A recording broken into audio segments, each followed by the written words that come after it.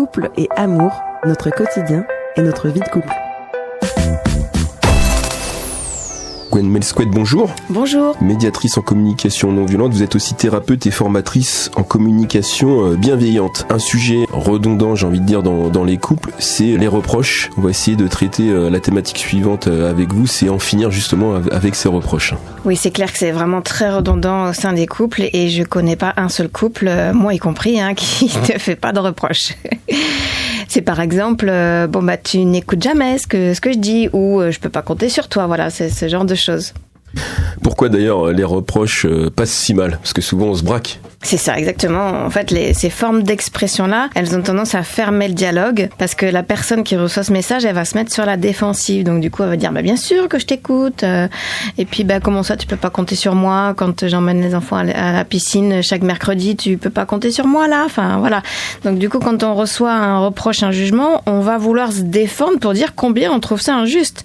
Et quand ça arrive, en fait, on peut pas écouter l'autre puisqu'on est occupé à se défendre soi-même. Dès lors, comment on fait pour être justement entendu ? En fait, il s'agit de remplacer les reproches par les besoins, c'est-à-dire ce dont nous avons besoin plutôt que des reproches.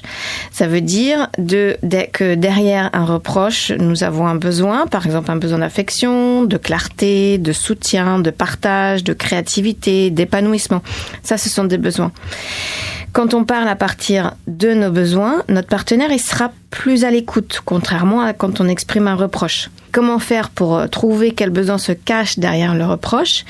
L'astuce, c'est de remplacer le jugement qui est la forme négative par le besoin qui est la forme positive. Par exemple, quand on dit « tu ne m'écoutes jamais », ça devient « j'ai besoin d'être entendu », puis qu'on trouve des solutions concrètes sur ce problème. Ou alors, quand on dit « je peux pas compter sur toi », ça devient « j'ai besoin d'être rassuré, que on va pouvoir faire ce qu'on a convenu ». Gwen Melsquet, qu'est-ce qui change quand on s'exprime à partir justement de nos besoins ? Alors, la personne qui reçoit le message dans ces cas-là, elle est moins préoccupée par sa propre défense et donc elle aura plus envie de contribuer aux besoins de l'autre quand c'est exprimé ainsi. Parce que globalement, ce qu'on peut dire, c'est que quand on est en couple, on a envie de contribuer au bonheur de l'autre. Et en tout cas, moi, j'ai jamais vu de couple où c'était pas le cas. Mais on a tous et toutes à gérer nos propres émotions en plus de cette envie de contribuer aux besoins de notre partenaire. Et quand on entend un reproche ou un jugement sur notre comportement, on va trouver ça injuste. Alors on va gérer cette injustice en priorité et laisser notre envie de contribuer aux besoins de notre conjoint au second plan. C'est plus fort que nous en fait. Du coup, si on enlève cette expression qu'on considère comme injuste, alors on peut se concentrer sur notre envie de participer au bonheur de notre conjoint. Les solutions se trouvent souvent, très souvent même d'ailleurs, de manière collégiale. Dernière étape, trouver des solutions concrètes ensemble. Voilà, c'est vraiment une dernière étape qu'il ne faut pas oublier, cette recherche de solutions ensemble, parce que quand on exprime notre besoin à notre partenaire, on a envie que ça se concrétise.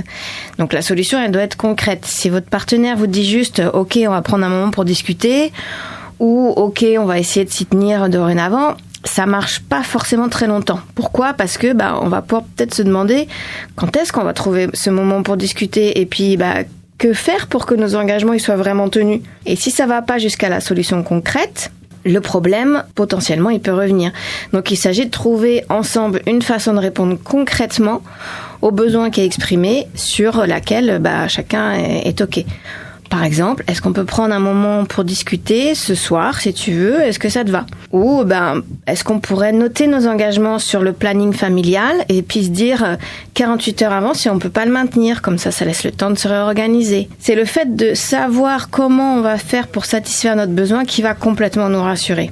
Sinon, on peut rester sur l'inquiétude de voir notre besoin qui est pas vraiment nourri. Par exemple, est-ce qu'on va réussir à trouver un moment pour en discuter ? Ou qu'est-ce qui va changer ? Qu'est-ce qui va faire que nos engagements ils vont vraiment être tenus ? Gwen Melsquet, on le rappelle, vous êtes médiatrice en communication non violente, thérapeute et aussi formatrice en communication bienveillante. Pour les auditrices et auditeurs qui nous prennent en cours, cette chronique est sur en finir avec les reproches. Le plus important à retenir ? Alors le plus important à retenir, c'est qu'en fait exprimer nos besoins et non des reproches va nous permettre d'avoir plus de chances d'être entendu par notre partenaire et il aura plus l'élan de contribuer à nos besoins. Merci à vous Gwen, on se retrouve très bientôt sur l'antenne de Radio Laser. Merci. Au revoir.